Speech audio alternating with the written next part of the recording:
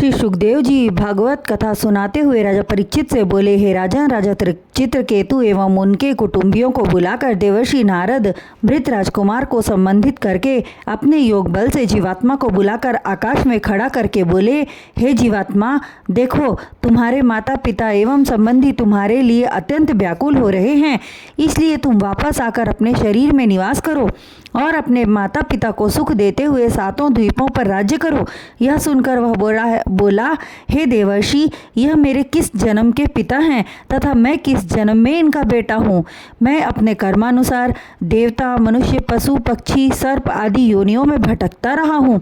जिस तरह दान की हुई वस्तु को प्राणी अपना नहीं समझता, उसी तरह 1,84 लाख योनियों में भटकते हुए जीवात्मा किसी के अधीन नहीं होता।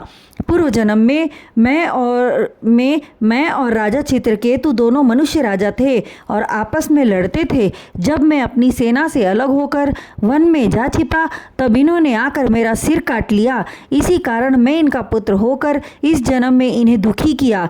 यह सत्य जानो कि यह जीव जन्म मरण से रहित ईश्वर स्वरूप होने से जगत में प्रकट होता है। इसका न कोई मित्र है और न कोई शत्रु, न कोई किसी का पिता है और न ही कोई पुत्र। पूर्व जन्म के कर्मानुसार जीव को संसार में आना होता है। मैं अपने पूर्व जन्म में दातून करते समय चींटियों की एक माद में पानी डाल दिया था। वे सभी चींटियां मर गई, जो कि संख्या में 1 करोड़ थी।